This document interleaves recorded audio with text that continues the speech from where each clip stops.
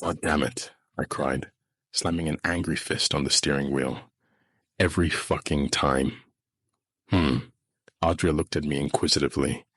She had been staring out the window for most of the trip. 4 hours so far, and I doubt she had said more than 10 words the entire time. Most of my early conversational gambits were met with the same sort of monosyllabic non-committal responses. After a while, I turned on the radio and resolved to leave her in peace. I suspected she was uncomfortable with the sudden one-on-one time. We weren't what you could exactly call friends. Our friends were friends, and so we often found ourselves in each other's company. We had even conversed a few times, easy light conversation that at times felt like the early seeds of friendship. Once or twice, I bought weed from her boyfriend, a large and rather intimidating Hispanic gentleman named Carlos. We were acquaintances, you could say, not friends. Now, I should admit, I had a bit of a crush on her. I hate that term, so high schoolish, but it fit the bill, and so I'll deign to use it here. If I had a type, and I suspect I do, she fit neatly within the criteria. She was petite, 5'5" or thereabouts, roughly 6 inches shorter than myself. Her heart-shaped face was framed by straight black hair, slightly too long to be considered a pixie cut. She kept the bangs out of her bold green eyes with the sort of barrette you would normally find on a much younger girl. I thought it gave an endearing counterpoint to the rest of her style. She normally favored a vaguely punky look, favoring bare shoulders so as to display her tattoos, a pair of ornate spirals situated in the hollow between her shoulders and breasts. As I venture boldly into my late 20s, I must shamefully admit that I still loved that pseudo-edgy, hot topic fashion sense, and found myself wondering what other ink she may have been hiding. Here in the passenger seat of my aging Ford Escort, she dressed more comfortably for the travel in tattered jeans and a loose-fitting t-shirt emblazoned with the logo of a death metal band. I couldn't tell you which one. The band's logo was an indecipherable mass of jagged spikes that could only be considered words by a vast stretch of the imagination. To attempt interpretation meant staring at the swell of her chest for longer than the nature of our relationship deemed appropriate. Besides, there were other matters which demanded my immediate attention. Jacob. Did anyone ever teach him how to lead someone? I explained. He's been going 15 over the speed limit this whole time, running yellow lights. It's all I can do to keep him in sight. See, this is exactly why I didn't want to do this. I have no idea where we are. We're close though, right? She asked. We'll be there soon enough. You can bitch at him about it.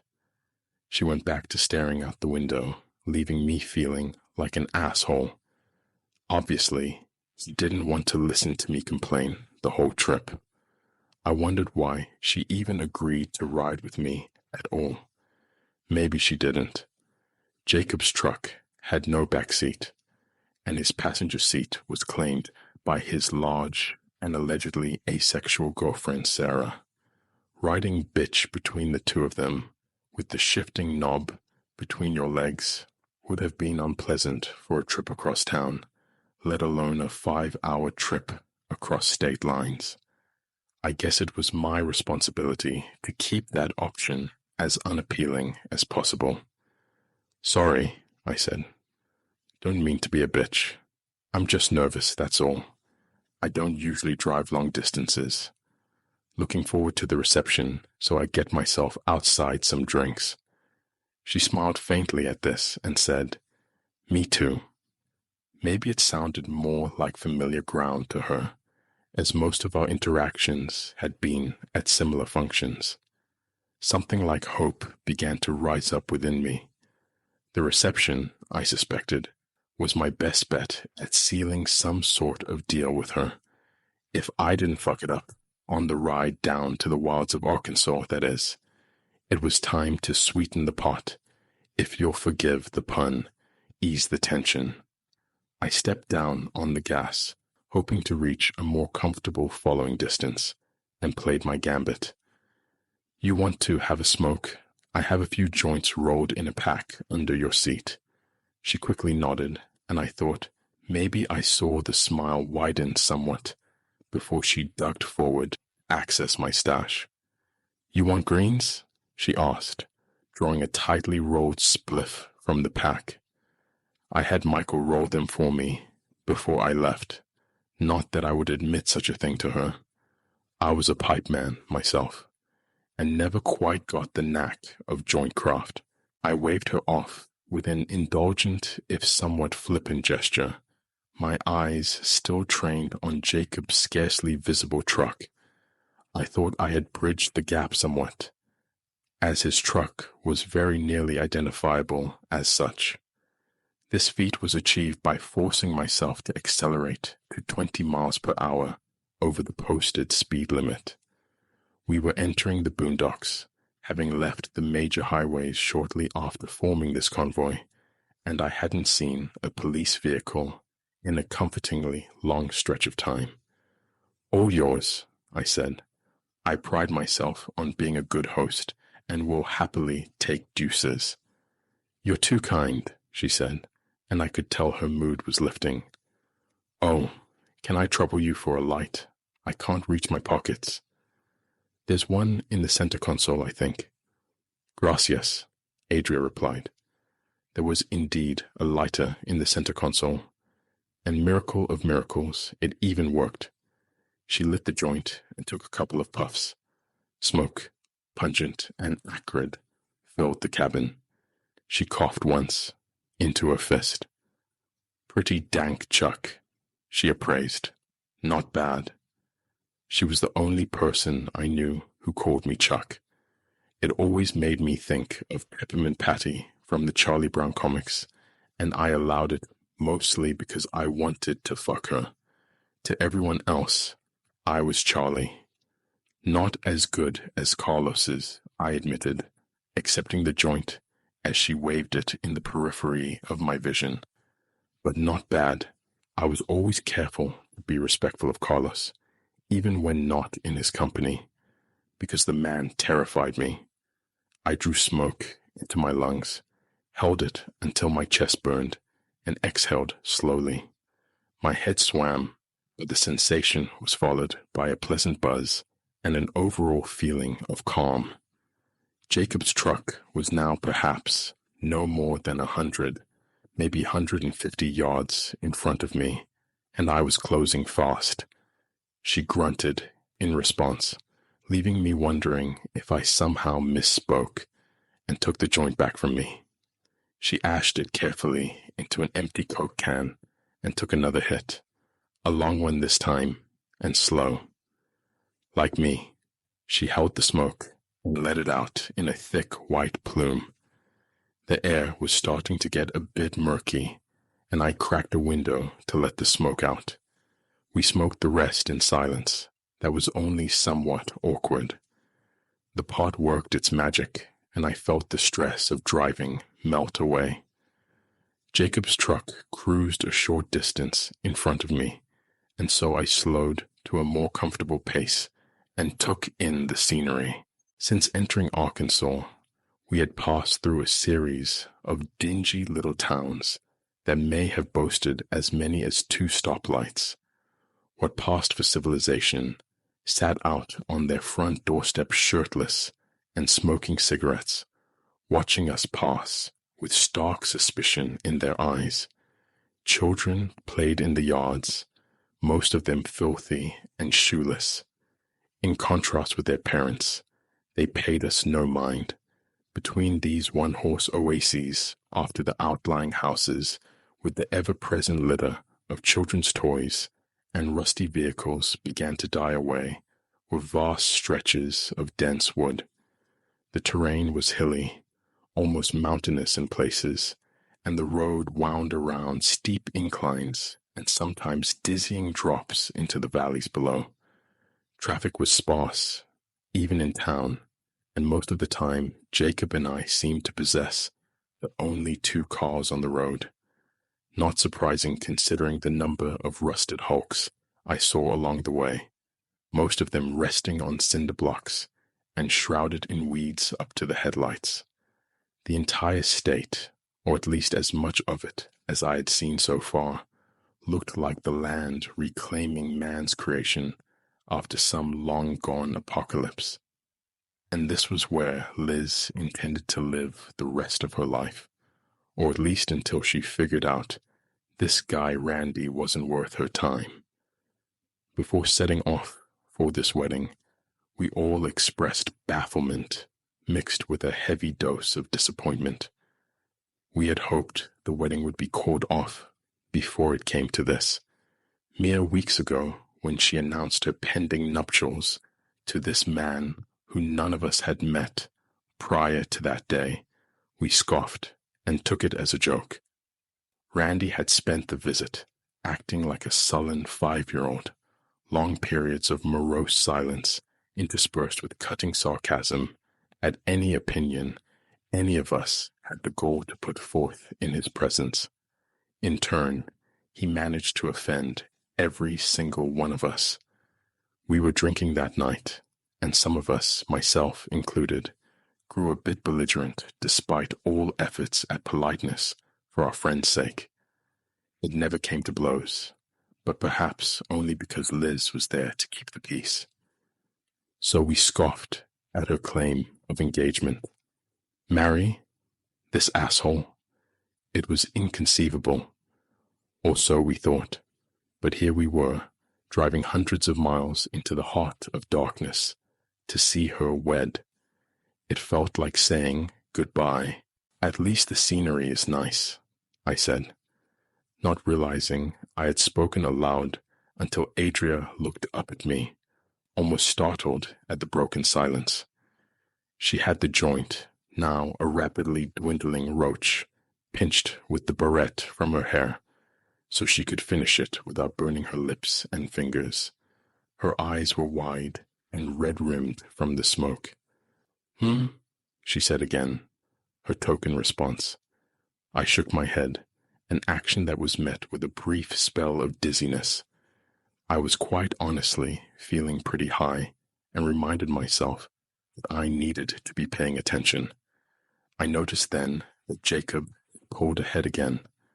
Not as much as before, the winding road saw to that, but farther than I liked. I stepped on the gas. Just thinking out loud, I said. There was a moment of silence as Adria turned back to her window. It is, she eventually said. I looked at her. What? I asked, having lost the thread of the conversation I inadvertently started. The scenery, it's nice. I haven't been out of the city in a long time. I think I'd almost forgotten what the countryside looked like. It's nice, but it's kind of eerie too.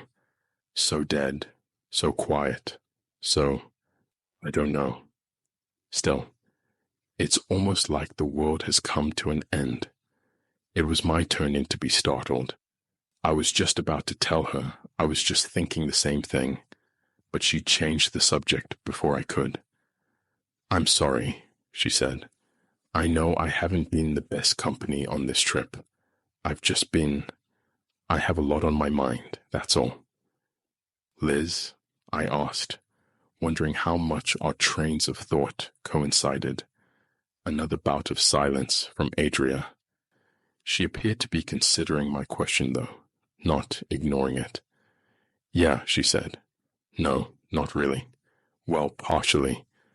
I don't know if you know this, being a guy, but a friend's wedding is always kind of hard for a girl, especially if they ask you to be a bridesmaid. She made a face.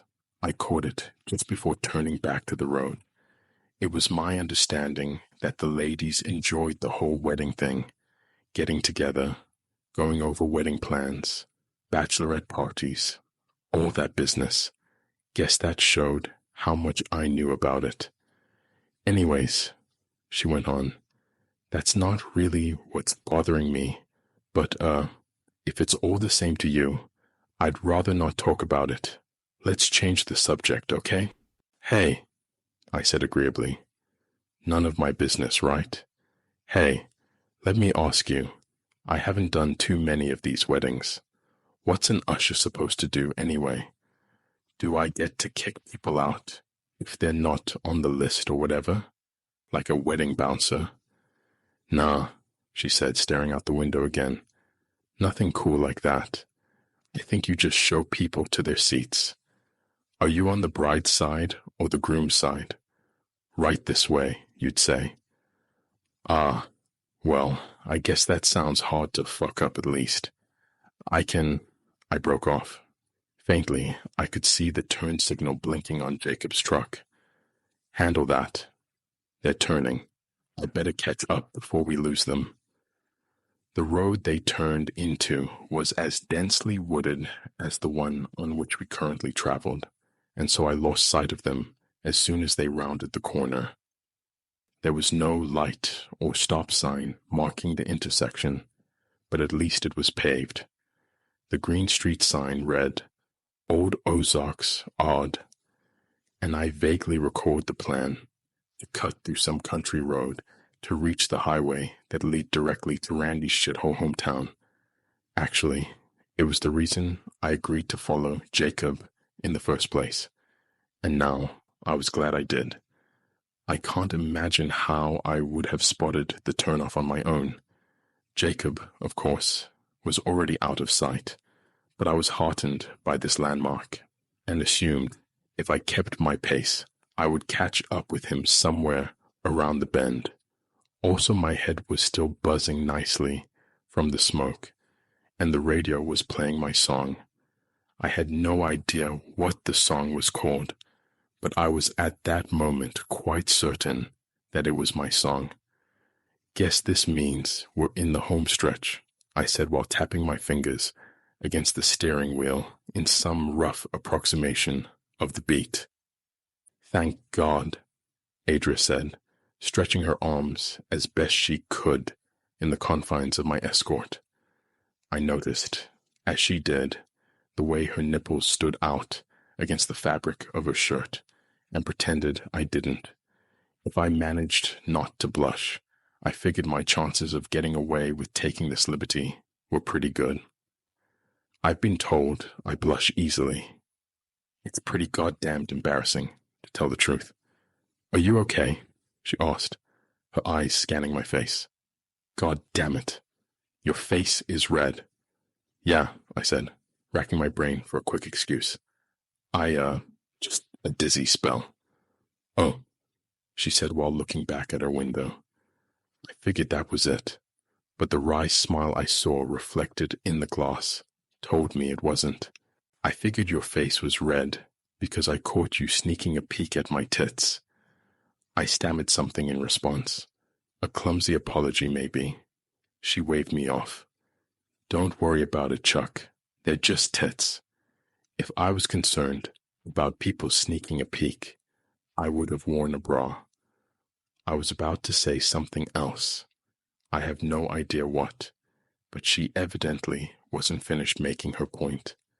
In one fluid motion, she moved the shoulder strap of her seatbelt aside with one hand and pulled up her shirt with the other, revealing her breasts. Her left nipple was pierced, a small blue gem set in a silver loop, and I wondered how it would feel resting against my tongue. She waggled them at me, mockingly, as my face turned ever-deepening shades of crimson. I was starting to get hard, and hoped that wasn't quite so obvious.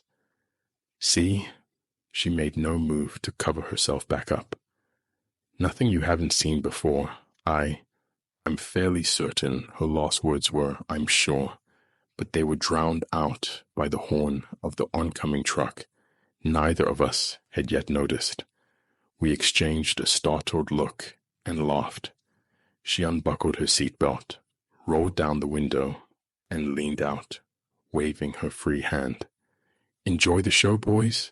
She cried, The inhabitants of the truck, which was very nearly the same shade of yellow as Jacob's, blared their horn again, as if to say, "Indeed we did, ma'am, thank you."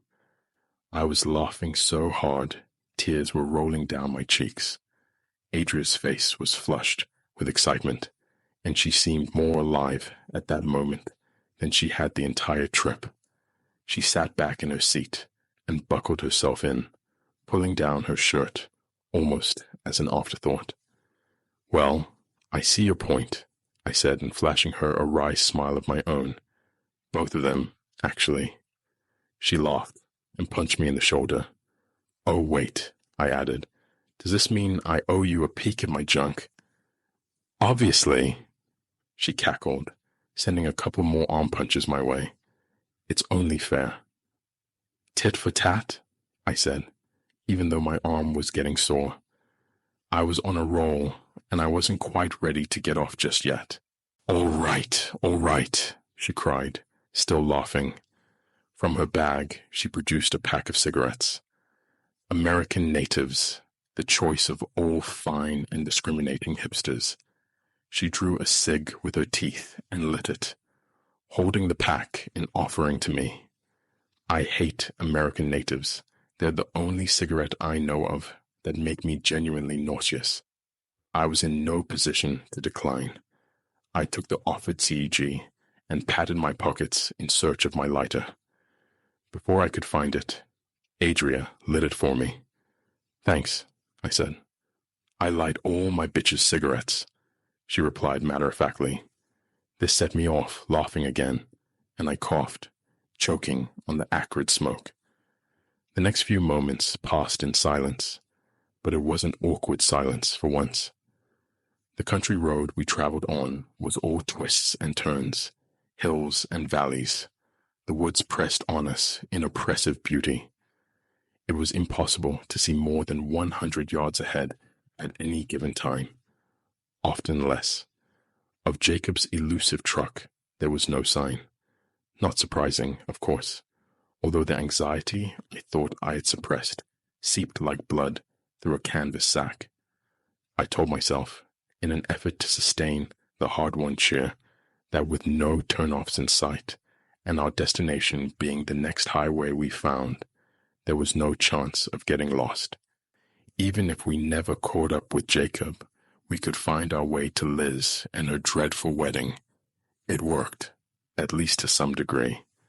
My ruminations were interrupted by the sharp, unpleasant flavor of burning filter. So distracted was I that I managed to smoke the cig down to nothingness. I grimaced at the unpleasant taste in my mouth and pitched the butt out the window, having forgotten about the soda can ashtray. Not my state. What do I care about littering? This time it was Adria who broke the silence. "Can I tell you something, Chuck?" "Sure," I said, and because it seemed appropriate to say something else, I added, "What's up?" For a while she said nothing, apparently wool gathering. I let her gather her wool. The silence seemed long enough that for a moment I thought she had changed her mind. "I almost didn't go to this thing. Liz's wedding. I like Liz okay. Just not take time off work and travel several hundred miles out of town to see her married to some dickhead level liking. This was kind of funny because I was initially going to skip the wedding for more or less the same reasons, until Jacob called me and said, "Hey, you're going to Liz's wedding, right? Can you give Adria a ride?" Somehow, this didn't seem to be the right time to say so, and so instead, I said, "So what made you change your mind?" "Carlos," she said. My heart sank a little at the mention of his name. With all these miles and the distractions marijuana and exposed genitals provide, I had nearly forgotten he existed. Her next words, however, lifted my heart right back to its lofty position. "We broke up. Or, I broke up with him. He, didn't take it well." "What happened?"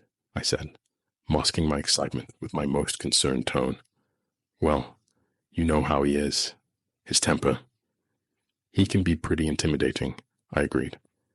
He can be pretty fucking terrifying, is what he can be. You know that I see the way you are when you buy pot from him. He scares the shit out of you. There was no point in denying it, and I nodded instead. He scares me too. That's why I broke up with him. He never hit me before, you know, but I always felt like one wrong move, and he was going to put me in the hospital. Jesus, I said. So what happened when you told him? I didn't exactly intend to tell him, she said, studying the debris on the floorboard. Not to his face, I mean. Plan was to pack my bags and leave him a note. I know that's cowardly, but with loss, bravery, and stupidity are pretty close to the same fucking thing. Sound plan, I said, but it sounds like things didn't go like you hoped. Nope, she said, emphatically. I had my bags packed and ready by the door. I was in the middle of writing the letter.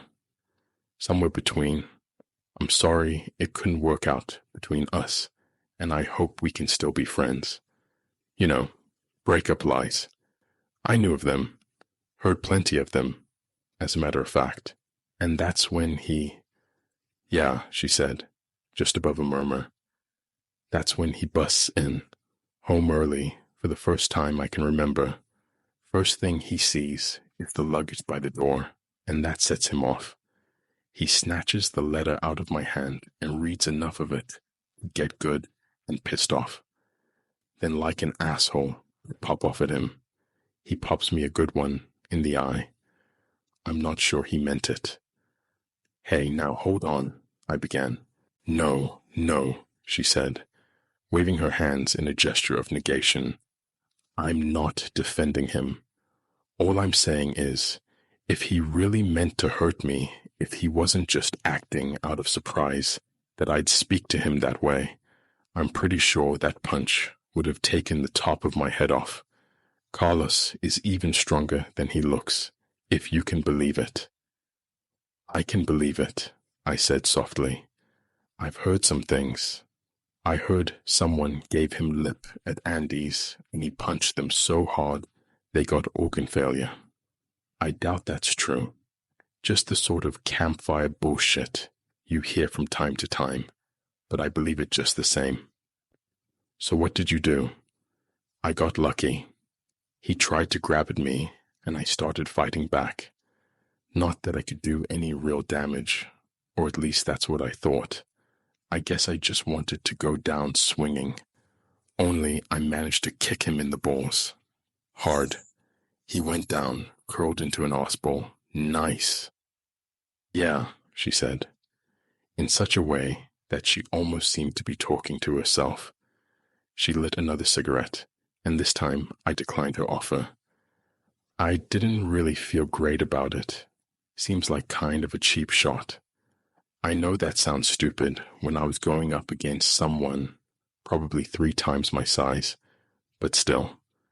Anyways, I took my shot, grabbed my bags and got out of there. Did a bit of couch surfing with friends until he started asking around, knocking on doors, grilling people I had stayed with. I decided to play it safe and stay at hotels. Didn't feel safe there either. Every time I heard someone outside, I knew it was him. Every time I opened the door, I knew he would be waiting. Couldn't stay anywhere for longer than a night. Did you call the police? I asked. It seemed like the thing to ask. She looked almost horrified. Fuck no, she cried. Bad idea. They show up at the house. Maybe they just arrest him for the assault. Maybe. Best case scenario. Worst case scenario. They find the dope. Then both of us are busted for dealing. Fuck that. Fuck that. Either way, the second he gets out of lockup, he'll find me and fucking kill me. No, the best thing to do is get as far away from him as I can and hope he finds something else to keep him busy. And that's why you went to the wedding, I said. making the obvious connection. Exactly. As far as I know, the only 3 people who know I'm going to be at this thing are you, Jacob, and that girlfriend of his. I just need a few days, time to breathe and think about what I'm going to do. Anyways, I'm sorry for dumping all that on your lap. Nah, man, I said, instantly regretting using the word man. I'm glad you could get it off your chest. Now don't start in on my chest again, she said, laughing. Just like that, all the storm clouds evaporated. Adria leaned over and switched the radio back on. Static. She fiddled with the tuner, but apart from a few nearly inaudible stations that sounded like they may possibly have been evangelical programs, nothing. She switched it off again. Shit, I said. I guess we must be out of... Just then came the familiar double honk of our friends in the yellow truck, making the 2 of us just about jump out of our skins. They were coming up on us at an inadvisable speed, and I instinctively braced myself for impact. I was, for a brief moment, certain the encounter would end with one of us upside down in a ditch or wrapped around one of the Ozark region's many trees. Lucky for me, we were on a rare straight stretch of road, and they whipped around us deftly, shouting something I couldn't make out as they passed. I emitted a sound that was one part nervous laughter and one part sigh of relief, and turned to Adria. She was sitting forward, watching the yellow truck whip around the next bend, scarcely decelerating for the procedure.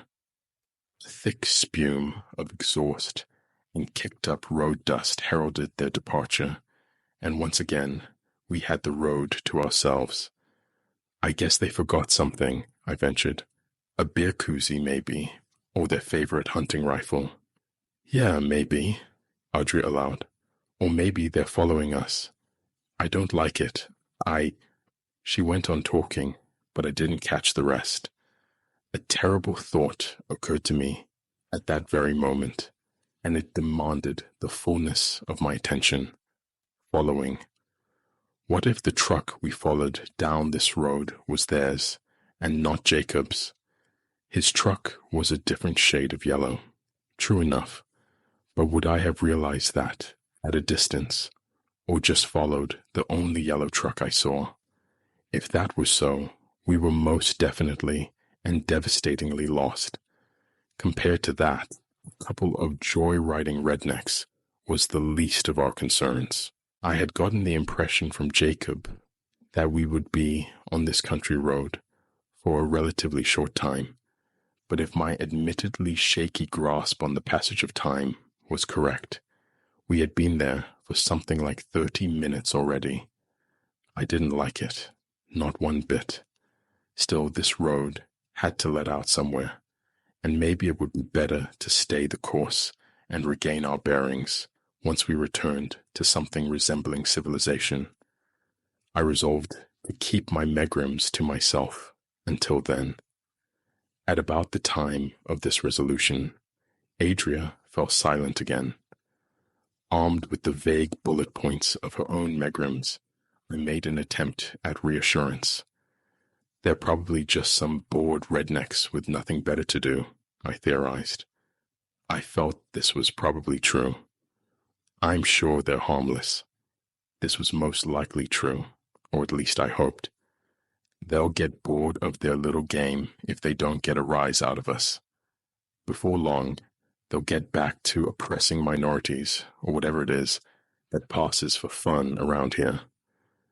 Torturing small animals, she submitted with a ghost of a smile, or drinking themselves to death. Likely some combination of the 3, I replied. What? She asked, the smile evolving into a chuckle. Do they enslave Mexican squirrels and make them work in moonshine factories? That seems to be the most likely case, I said, with false gravity. The seriousness of my tone set her into a fully fledged laugh, and I joined her. She squeezed my leg Just for a moment, a friendly gesture. Somehow, I managed not to yelp in surprise. I think I'm about ready for another joint, I declared. I prefer to smoke trees over just looking at them all day. I'm with you, Adria concurred. If we don't get out of the boonies soon, I'm afraid I'm going to spontaneously learn to play the banjo. I hope not, I said as she drew the next J from the pack. I'd have to put you down. From that point, I fear the condition is terminal. She laughed and passed me the joint, saying, "It would be a mercy killing for sure. Here, your turn for greens, Mr. Gracious Host." I accepted the joint, once again fumbling for the lighter. "I got it, my bitch," she said. "Hold still." Only before she could get the Bic lined up for torching, the yellow truck gang came around the corner, and I had to swerve nearly off the road to avoid a collision. They blared their horn helpfully. The guy in the passenger seat yelled something else at us I couldn't make out. He was a skinny little guy with a trash stash, a sharp-pointed nose, and a shock of red hair. He looked exactly like a rooster would if a rooster suddenly became a person. The driver was a fat guy in a trucker hat and aviator sunglasses. His attention was on the road, not us, and he shouted nothing. Somewhere in the midst of all this ruckus, Adria dropped the lighter, and it fell into whatever wormhole dropped items enter when you're driving. "Damn it," Adria cried. "What the fuck? Those assholes could have killed us." Before I could agree with her, and maybe sprinkle in some profanity of my own, the car started lurching and sputtering. A glance at my dashboard showed the clear culprit. "What's happening?" Adria asked, dismayed. "What's going on?" "Shit," I said, and in case that wasn't explanation enough, I added, "We are out of gas, like all out." "Shit," she agreed. "Great, awesome. Now what?" Well, I find somewhere to pull over and we call someone. Jacob, for starters." The car lurched and chugged along for another 30 yards or so, where I managed to find a wider spot in the road that was somewhat more shoulder than it was ditch. Good enough, or at least it had to be. I turned off the car before it could die on its own and rested my forehead on the steering wheel. If Jacob turned a different way, it could be hours before he figured out where we were, if he answered his phone. Somewhere to my right came a sharp rasping sound, a lighter. I looked over at Adria inquisitively, and she looked back with an arched eyebrow. The joint. I had already forgotten it was still resting between my lips. "Come on," she urged. "The day has obviously taken a serious turn for the worse. I have no intention of approaching it sober." "Fair point," I allowed. She lit the joint for me, and I took a long drag while pondering my life choices. I was feeling pretty good about forgetting about the whole wedding thing and going directly back home. My dick objected, citing the still present possibility of sex. I passed the joint her way. "I'm not mad, by the way," she said before taking a drag of her own. "Not at you, anyways. Shit happens. I'm guessing you were planning on getting gas after we got back on the highway." "Exactly. I wasn't expecting to be on this road so long," I replied, taking the J back. Jacob made it sound like a hop, skip, and a jump to the next highway. "Yeah," she said.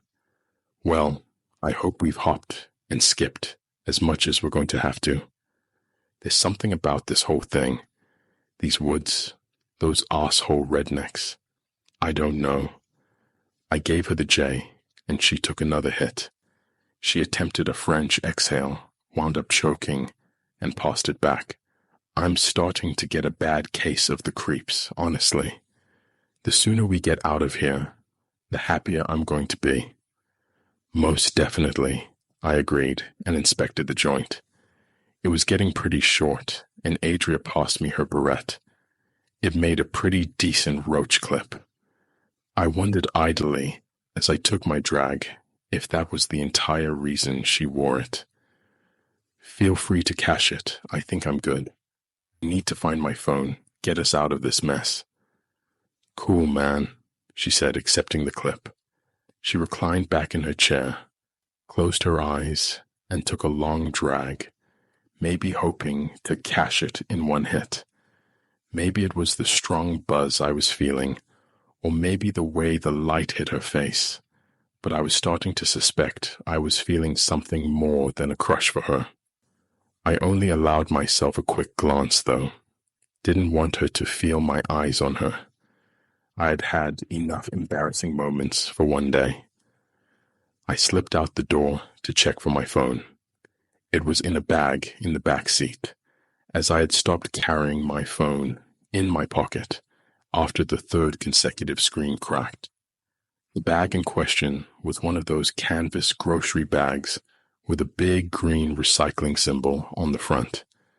It had most of my necessities for the trip, as well as my sketchbook and a small pouch of pencils.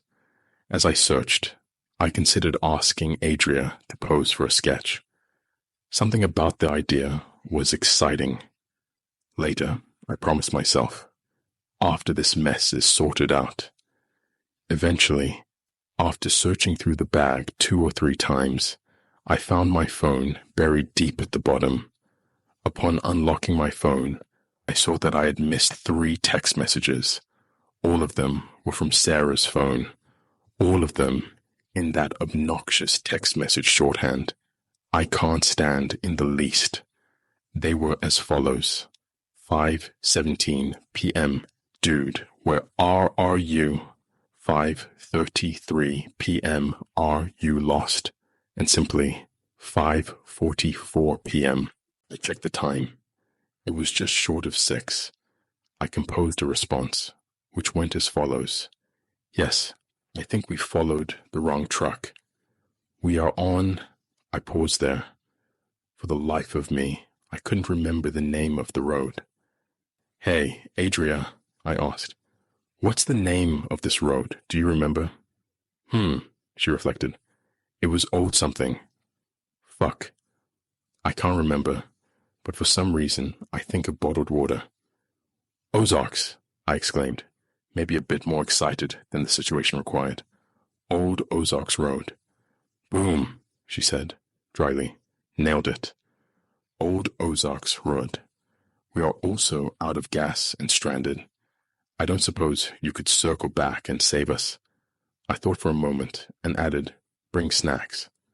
There, nothing left to do but press send and await salvation. I watched my phone's bar of progress. It reached about 80% and stopped there. Come on, I muttered, under my breath. Send, you bastard. I glanced over at Adria. She had just lit another cigarette and was gazing off into the woods with some intensity. It was almost as if she had seen something out there that demanded her interest, but if so, it did not appear worth mentioning to me. Curious. My phone emitted an angry electronic bleep, demanding my attention. A pop-up appeared, telling me I was currently at 20% battery life. I cleared it and found another piece of bad news. A red message could not be send message following my text. An E replaced the signal strength indicator. It's true what they say. Bad luck comes in 3s. Only here, I guess the expression should be bad luck comes in 4s or 5s. Crap, I declared. I'm getting no signal. What about you? About that, she answered, sounding slightly embarrassed. I kind of got rid of my phone. Make that 5s or 6s. Because of the Carlos situation, I asked, regretting bringing him up, even as the words left my mouth. Yeah. It wasn't the angry text messages and threatening voicemails so much as it was the fear that he could, I don't know, track me somehow. I know that sounds crazy, but it was under his name. So he could report it stolen, right? An educated guess. And then the police can track it by the GPS signal or whatever. Yeah, she said softly. I don't know if he would do that. I had a lot of time alone to think paranoid thoughts, you know. So I ditched it. Made me feel a little better, safer. I don't blame you. I'd have probably done the same thing. I didn't know if that was true, but it sounded good. So what do we do? She asked. I'm sure she knew we only had one option at that point. Her asking could only have been wishful thinking, that maybe I had some more appealing idea. I did, but screwing in my back seat wasn't going to get us rescued any faster. We'll have to walk, I said. We can't be that far from a gas station, or at least I hope. Unless you want to flag down that yellow truck next time they pass by. Maybe they'll give us a ride on the way to the lynching. Adria pulled a face that I suspected was partly mock horror, partly genuine horror, and said, I'd rather ride Sasquatch's dick back to town. I laughed my ass off for a minute and replied, If I spot him, I'll ask. I'm sure he'll be amenable. Thanks, she said, smiling. Well, until then, I guess we're walking. Do you want another smoke? Sure, I said. Thanks. Oh, she said, snapping her fingers. 1 sec before we go. She reached into the back seat, fished out a black hoodie, hopped out of the car, and threw it on. Next, she drew 2 cigarettes from the pack, put them both in her mouth, lit them, and passed me one. I could taste her chapstick on the filter and was uncomfortably aroused. It made the sharp flavor of the American native more bearable, although I did feel kind of a creep. We walked down the road, smoking in companionable silence, taking in our surroundings. It was early autumn, and the air was crisp, but not cold. I only spotted a few leaves on the trees in full colors. The rest displayed varying shades of lively green. The woods were too thick to be weedy, but they were damn dark. I could only see perhaps a dozen yards in at the best of times. At others, the growth was so thick, I could do no better than 10 feet. This, with the narrow, twisty road we walked, combined to give me a terrible, claustrophobic feeling. I hoped we would find civilization, or what passed for it soon. I didn't relish the idea of being here after dark. Of course, I kept these feelings to myself. Adria seemed paranoid enough as it was. She was looking out into the woods the same as me, but she had a more watchful look about her, as if she detected some movement in the trees. Bigfoot, maybe, looking to offer some dick rides. God, even that thought seemed erotic. What was wrong with me? It was quiet, too. As loath as I am to use the phrase, it was eerily quiet. I could hear birds, but they seemed impossibly distant. They could have been calling from Texas or Missouri, for all I could tell. Not so much as a breeze was present to rustle the leaves. I felt like we were lost in time, and not just space. I told myself nothing was amiss. Sure, there was no breeze, but there was no menace in that. Not really. If it seemed quiet and still, it was probably only because the crest of vegetation dampened the sound. Really, any sound would be more menacing, I decided. I didn't know if there were bears or wolves in this part of the country, but I couldn't discount it either. My cig was almost gone, and I had no desire to taste filter again, so I pitched the butt into the middle of the road. It bounced off the pavement and spun off toward the opposite shoulder, spitting sparks like some half-assed 4th of July firework. At about the same time, Adria dropped hers and stomped it out in a graceful, fluid motion. She turned to me and smiled. Maybe we were about to have a moment, but I guess I'll never know because that's when the yellow truck decided to make another appearance. This time, we could hear them coming, so the sound of their blaring horn didn't provide a scare on its own. But I still wasn't happy for the interruption. Rooster Boy leaned out the window and shouted something once again. It might have been, "Get out of here," or "Couple of queers," or something else entirely. I could neither tell nor care less. "Fucking redneck pieces of shit," Adria yelled after them, hoisting a middle finger. "Fuck off." Only by then, they were already gone. Good riddance. Overall, I preferred the stifling silence. "What?" she asked.